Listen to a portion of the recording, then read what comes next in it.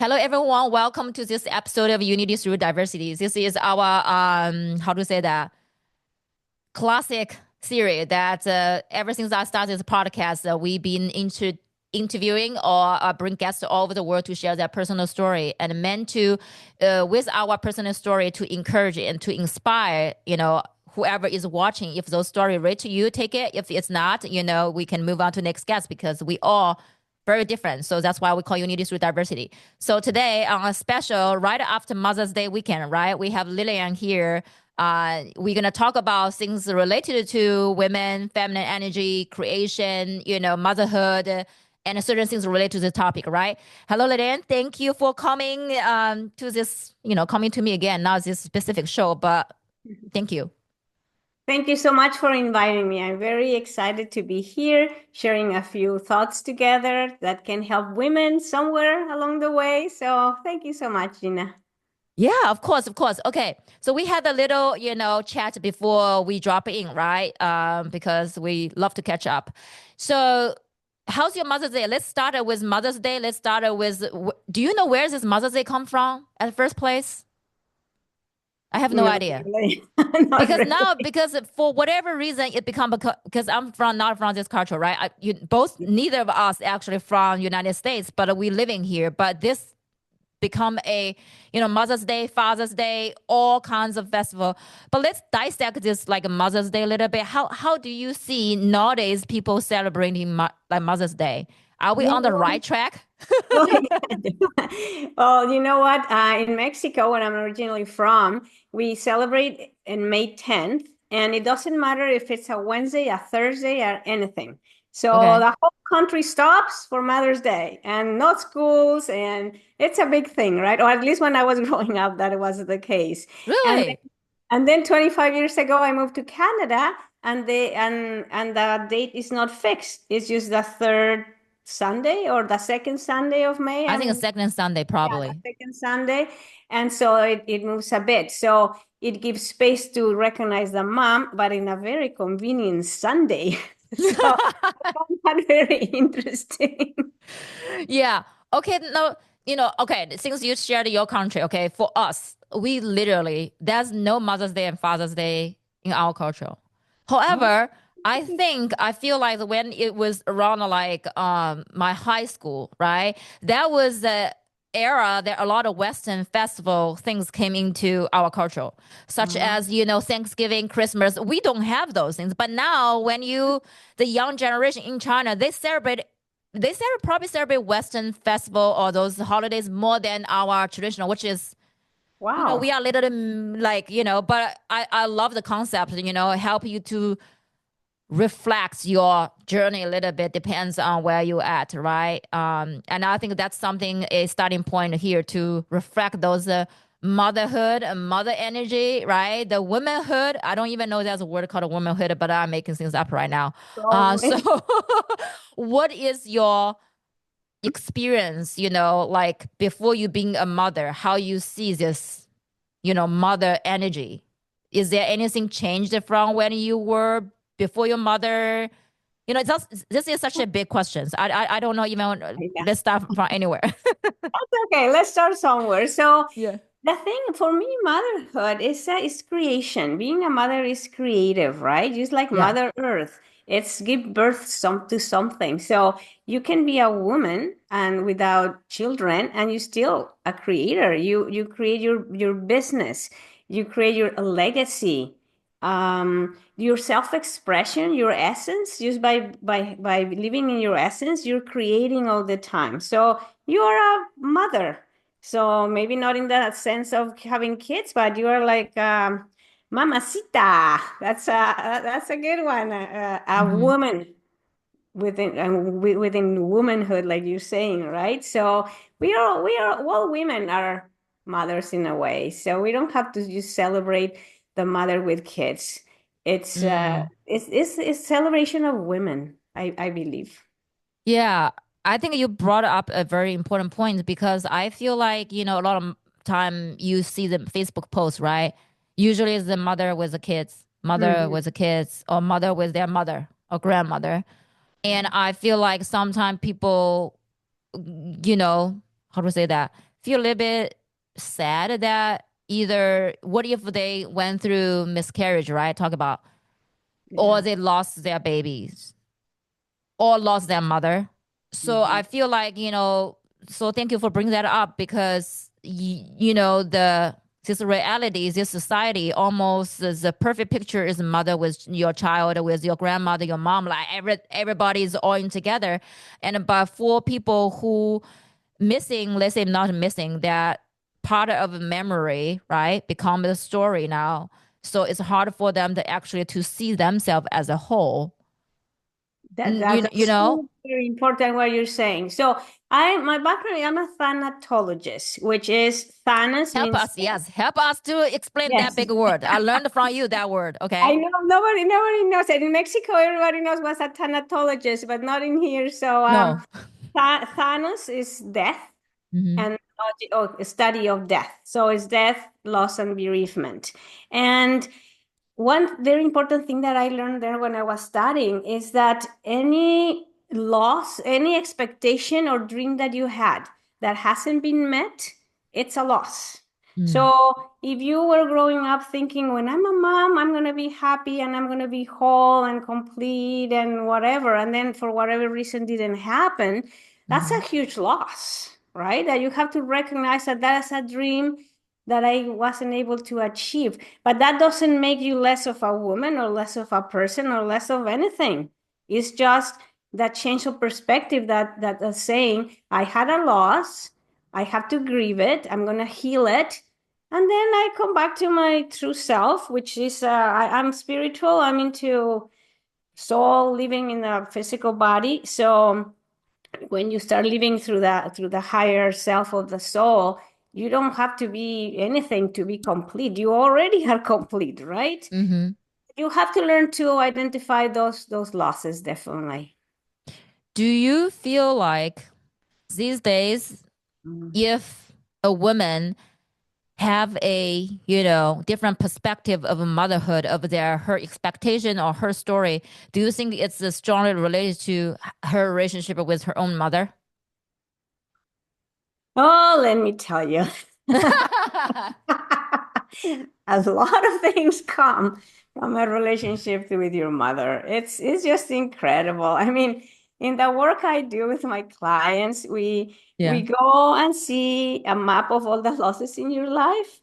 Mm. And what can I tell you? 85% of them go back to your mother.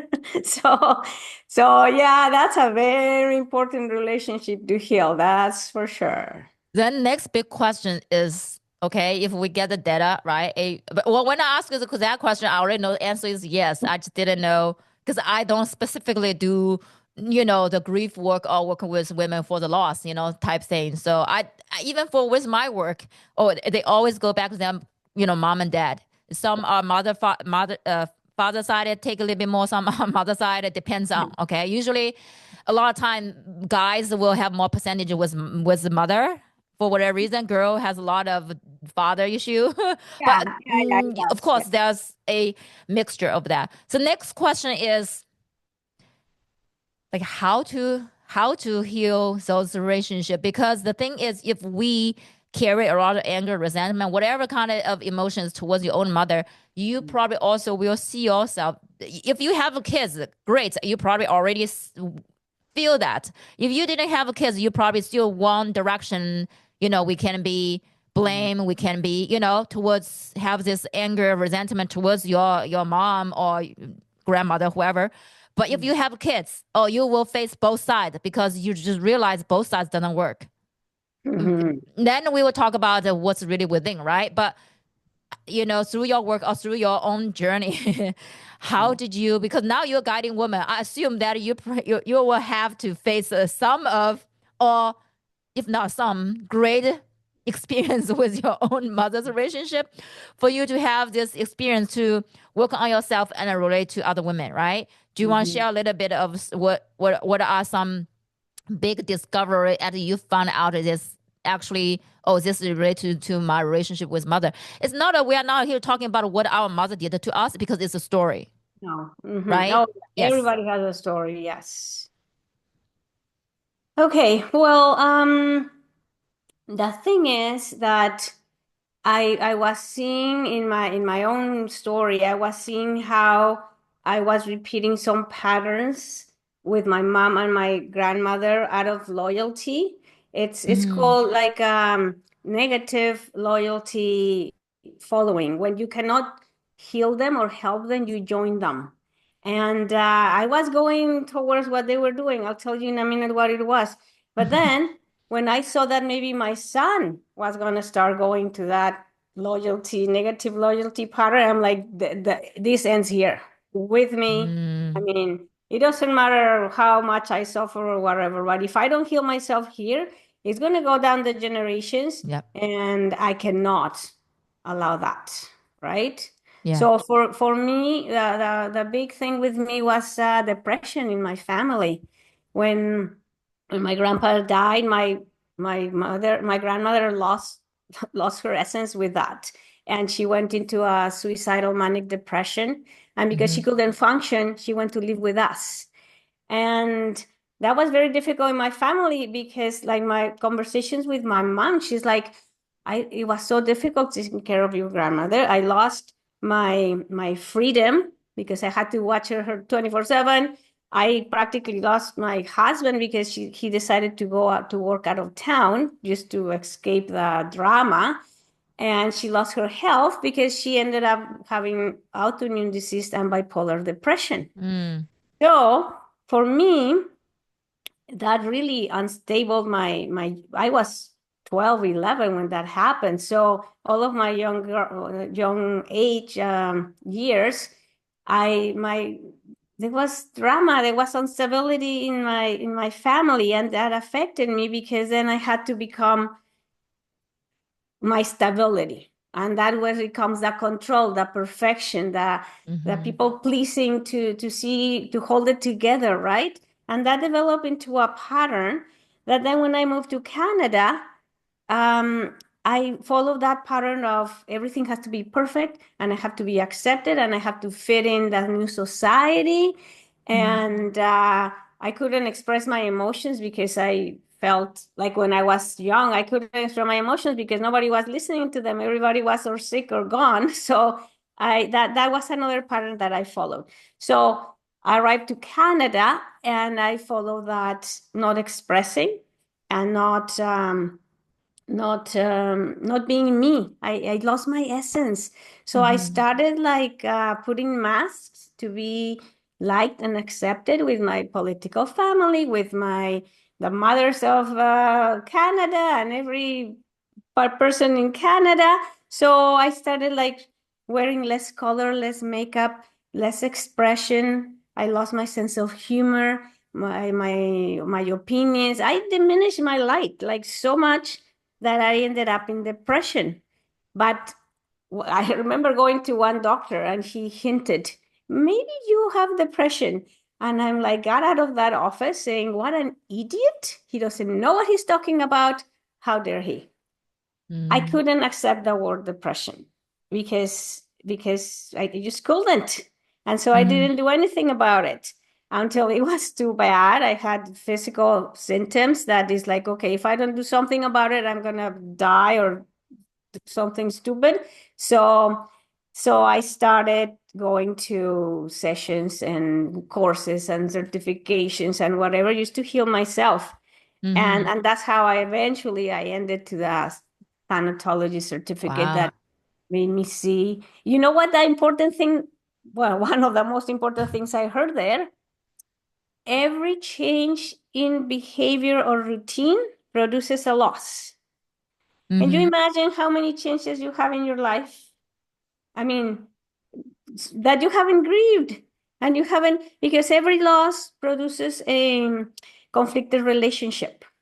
Yes. And that issue is that those conflicted a relationship are a conflicted emotion. And the interesting part is that when you see in the map of your losses these emotions, they start repeating because Hmm. that I found that fascinating. For example, you move schools and well, that conflicted emotion maybe is like I felt alone, right?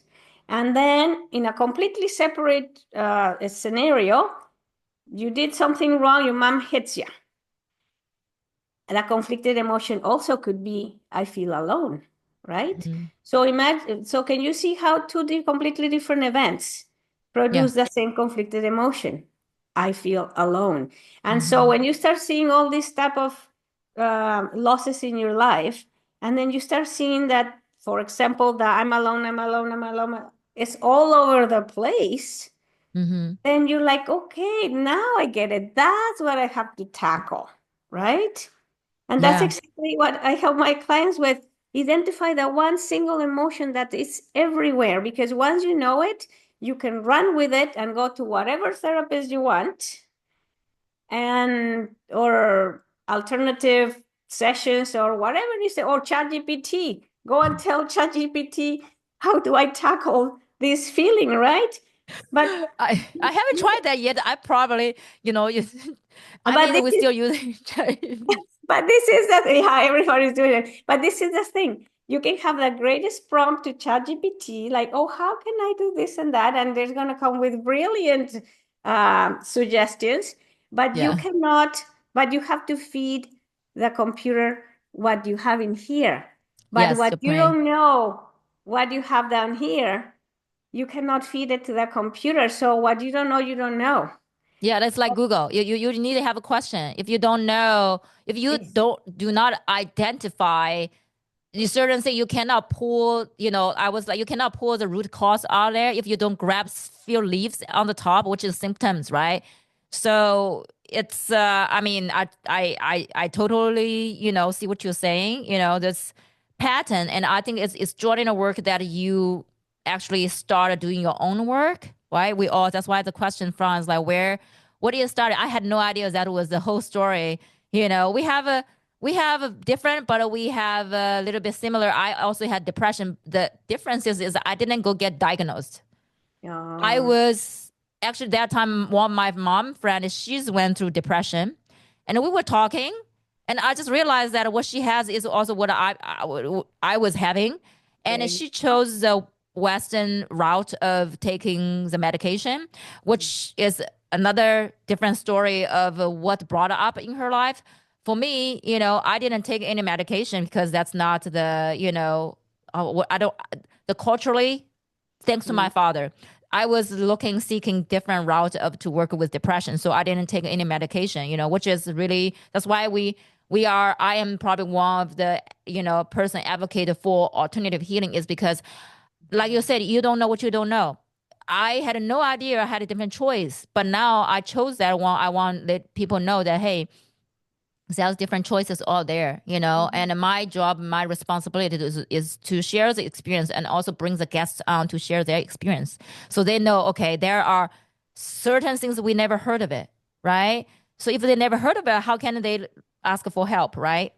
Um, Mhm. so with your experience, when you work with your clients, let's say identify those patterns, how you actually help them, like what are some questions that you usually ask your clients, help them to like identify that actually there's a pattern.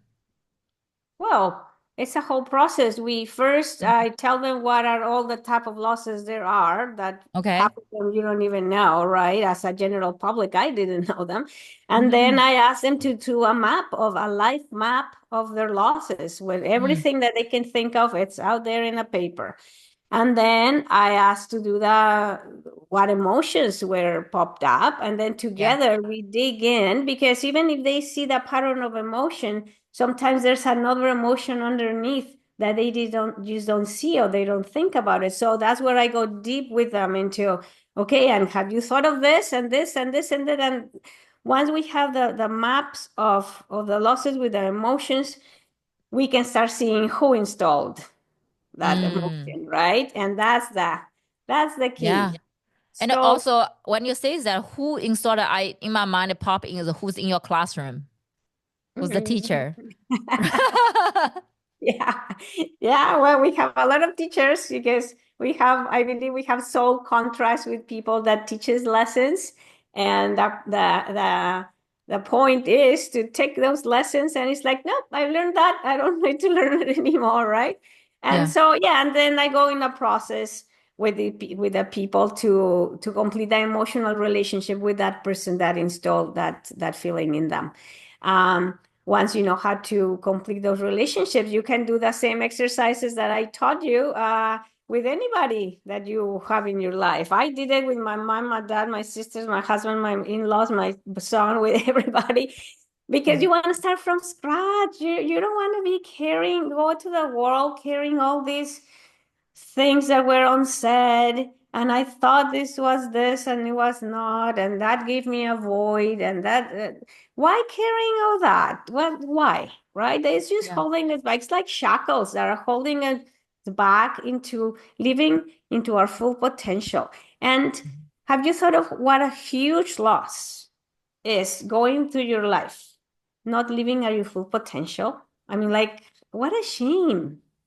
How Yeah. how how wonderful would it be if I could live my life to my the most I can, Mm-hmm. right?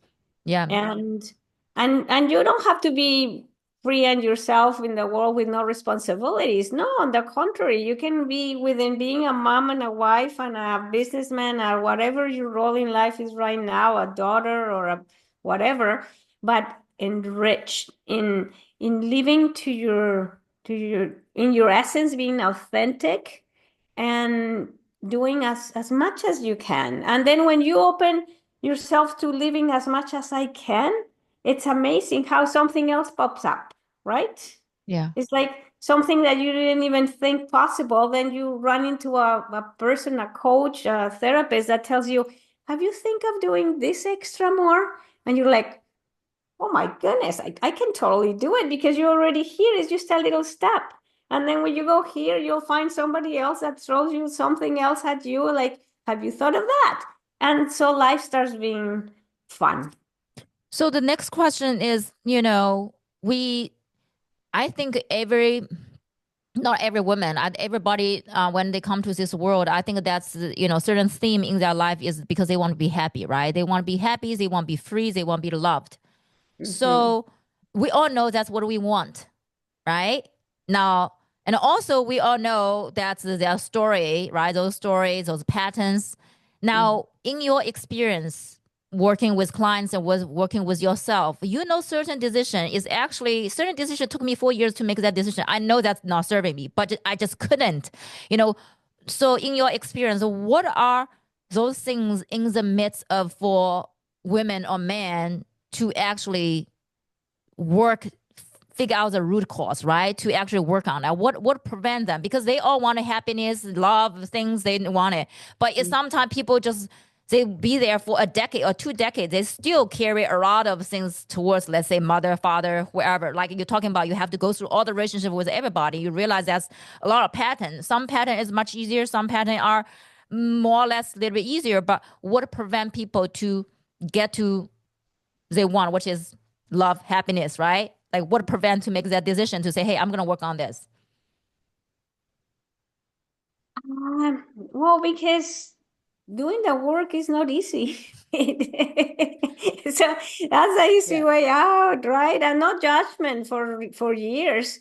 I didn't do it myself because it was convenient. Mm, Because I thought, what if I find myself and start speaking up my through voice, my voice with capital voice, right? And what if people don't like it and abandon me, okay. Fear of right? abandonment, fear of rejection. Yes. Yeah. What if uh, my husband asked me for divorce? What if the people that are supporting me here in my new environment turn the back to me? And what am I going to do? Or I have that little boy. I cannot risk breaking the family if my son is so little. It's just like not convenient, right? To be Mm-hmm. me. Yeah.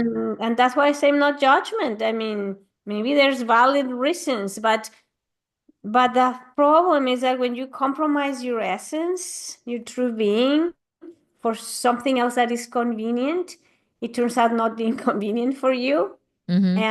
And it's a high price to pay, right? So Yeah. for me, it took me 15 years and I paid the price until I hit bottom. And it's like, I can no longer pay the price and I have to do the work. And so that's when you start seeing, okay, you know what? I think it's time to be real and try to really find what is those emotions that are holding me back, that those limited beliefs, because a lot of things are in our minds, right? That I can't be me because there's consequences.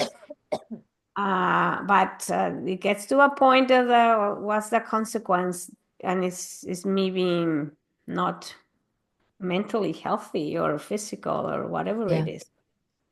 Yeah. Isn't that funny that a lot, after I interview so many people, not just this season, but in the last couple years, I never had a one person told me, especially those initial changes. Usually you hit to that wall that there's no other way could get through. Then you usually surrender to actually looking back to see what actually happened instead of want to charge through. However, after that the initial initiation, I think we tend to be more aware of other things that's not working. You will not wait until you hit that wall super bad. Say, oh, I Yeah, learned my lesson. Next time, actually, before I hit it, I should have hit on brake. I'll almost scratch it, but you will not like a first time. First time, you really have no idea, right? exactly. That is so funny of, how people actually learn.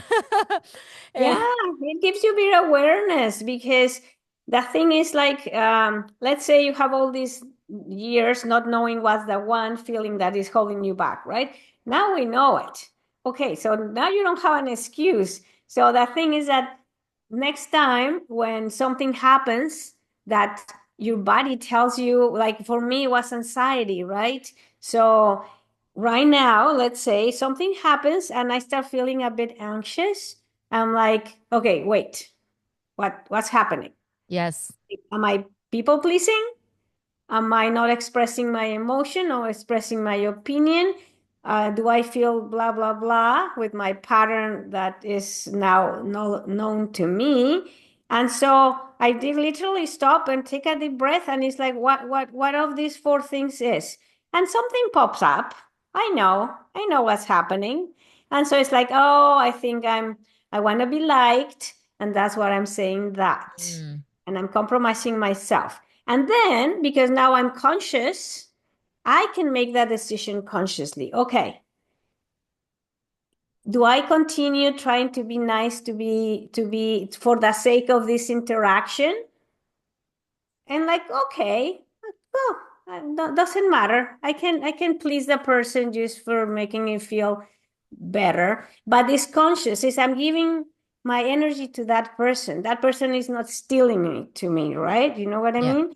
So so now I make that decision, or no, I don't want to be as nice as I should or Mhm. could, and I'm going to express my opinion, and then I express it, and I pay the consequence if there's one. But I make that decision, so I'm in control. I'm not just pulled by the invisible forces of limiting patterns and conflicted emotions and wounds from my past and all of these things, right? It's my choice how to behave, and that is sovereignty. I don't know how to say that word. I don't know. I'm going to change you are in charge, basically, right? Yes. Yes, Yeah. you're in charge. Okay. So in your work with women, specifically, we're gonna touch on men a little bit because I don't want, we that's we started with the Mother's Day. But my next question is when in the process working with you, right? Uh like what is period for people to working with you to address those things? It's like, a month, 3 months, or 12 weeks, how you work with Oh, people, wow. how you determine how long they need to work with you. Well, that's the beauty. In 3 sessions, I can Mm. tell you what is the feeling that is holding you back. 3 sessions. Now, with that knowledge, you can go to anywhere you want, or with the same knowledge that you already have, because Mm-hmm. you're not new to this, and now use those techniques into healing that one feeling. Or you can choose to continue with me into the next step, which is another 3 sessions to complete an emotional relationship with the person that installed that feeling. Mm-hmm. So basically, with those, let's say 6 sessions, you have the whole package. Because then, with the exercises that I teach you in the complete the emotional relationship, you can do it yourself now with another person. You have the tools. Now you can do it. Or if you said, you know what, Liliana, I heal my mom, but my dad is pretty heavy too. Let's continue. Then we extend to another 3 sessions to heal the next Mm-hmm. person. And I also it's my work is a bit personalized because once we identify what's holding you back, let's say it has to do with abundance. Well, then we I can tailor the a session into let's tackle abundance, right? And where it's Mm-hmm. coming from, or if it's self-esteem, or if it's whatever limited belief is holding popping up for you, we can tackle it. But the first and basics thing is the first 3 sessions where you identify that feeling. That's really all you need. Cool. Yeah, yeah. I think I'm glad to ask these questions. And for the people who are interested in working with you, how they can find you, and yes, what and then you do Zoom, right? Both in Yes, person and yes. Zoom. Yeah. Everything is online. So, I mean, I could do in person, but you have to be local in Vancouver. Yes, it's online and it's very simple, lilianachamberlain.com. And in there, I have my Spanish and my English page, but everything's described. And I give a complimentary personal session where Mm-hmm. we are actually going to see a bit where you are, where you feel stuck, and where would you like to go, so that we can see we are a fit to work. As I say, I only work with women, but all type of women. And then I can from there I give you the details of these 3 sessions I've been talking about. Mm-hmm. But this free awareness session is what I gift. So go to my website. It's easy. Okay, all right. So the next few questions is more of a, free flow, just kind of get people to know a little bit fun part of us because sometimes when we talk about healing personal journey, sometimes it gets a little bit heavier, right? Yeah. Because all when we working with people with their loss, grief, and trauma and things like that, it's pretty heavy. So the Hmm. first question is if you use 3 words to describe you, what those 3 words are? Mm. Excited to learn. I love learning. Curious and spiritual. I liked doing everything in the spiritual lens of everything to find purpose and joy and living from the heart in the present. I more than 3 words. Sorry. No, it's good. It's perfect. Sometimes 3 words people go 5 minutes, so you never know because that's the Okay. story, right? That's story because how you see yourself right now and then how you see yourself 5 years ago and then 5 years later is so different. So it's kind of as Oh, this moment, right? You asked it's me true. 7 years ago, I probably depressed as a what? I don't even see any colors. I probably just like let me go, just free, right? Like I feel stuck, probably. So it's very different. The second question is if you could go back to time, what would you say to little Lillian?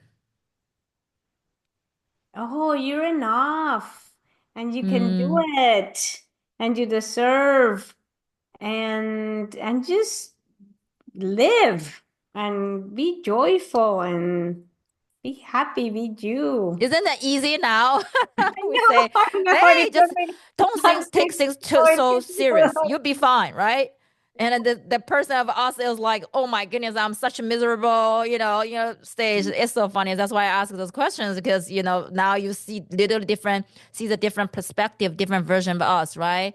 And Just relax. just relax, chillax, right? Yeah.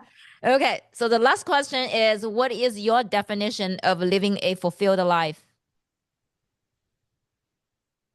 Be yourself. But yeah, just give yourself permission to be you and to love you, because then when you live from your heart, from your essence, and from there you connect with the world is beautiful, your life is beautiful. it's yeah, it's such a beauty. And you be peaceful, not right? anxious, just peaceful and looking outside the window like I am. Suddenly I'm not just looking outside the window, I'm contemplating, right? Mm, It's like, oh, the shades of green and the bird and the cloud and I'm contemplating. So if you live your life through contemplation with the beauty of the nature and the beauty of the people. I just came from a 3 day workshop for making writing stories, mm, and it was incredible how you saw a person and you, I mean, pleasant, whatever. But then when you heard her story, it's like, oh my goodness. So when I go out to the world and encounter people, even though I don't know their stories, I try to think in my head, I wonder what his or her story is. mm, yeah, And that gives me a different depth of connection and of contemplation of nature and contemplation of humanity. yeah. And that for me is yeah, is the way I want to live in contemplation. So I say the last question, but when you're saying those things, I have a bonus question just for you because Okay. we're talking about loss. So okay, and we talk about story. And my Yeah. question is, so what is loss telling us? What kind of story loss is or what kind of lesson loss is teaching us? Yeah, that's a good question. What is the lesson Okay, the question. loss is teaching us, right? Because everything is a lesson. And I feel like a love, a unity, happiness, right? Right. Those are have more positive, but especially when we in those more intense emotions. So what is loss teaching us? The way I see it is that we are attached, we have dependency of Mm-hmm. everything that's outside us, either people, material things, ideas, and we're attached. So when we don't have them anymore, we experience it as a loss, right? Mm-hmm. My uh, dear person died, my car was stolen, my job was taken, I lost Mm, those things. yeah. But the key here is that big lesson that loss gives us is you are not your dead person, you are not your business, you are not your car, right? So it doesn't matter what's happening around with all those things that we want to be attached to. Mm, What important thing is realizing what you are. You also know the body. So if I lose the finger, I'm not less of a Liliana, right? Because I'm not the body. I know my emotions. I know my thoughts. I am that divine spark that lives with me. And and so if I acknowledge that I'm that divine spark, I cannot have loss, right? yeah. Because Yeah. everything else I'm not. So the loss teaches us that there's no loss if you actually identify as a divine spark. So in conclusion, from what you said, is loss is teaching you the thing you lost. Let me. It's not a what. It's not a who you are and what you are. Right. Loss Yeah. is teaching you that you are this divine spark that you already hold, and then Yes. help you to release this attachment. Yes, exactly. So you cannot lose anything because you already are.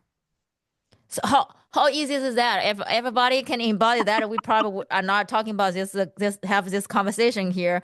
So, but we are raised the awareness here. Okay. So thank you, Lilian, for taking your time and in this for this hour with me to raise the awareness and talking about loss, talking about that you are not what you lose, right? You are more than that. Yeah. And connect with this divine spark inside of you and live your a fulfilled life, which is however you want to define that thing, right? So thank you, Lilian, for tuning in with us, and thank Yeah. you for all the audience tuning in. Hope you love those stories, and let us know what you're interested. And I will see you next weekend. Next week. All right, Lilian, thank you so much. Thank you. Bye.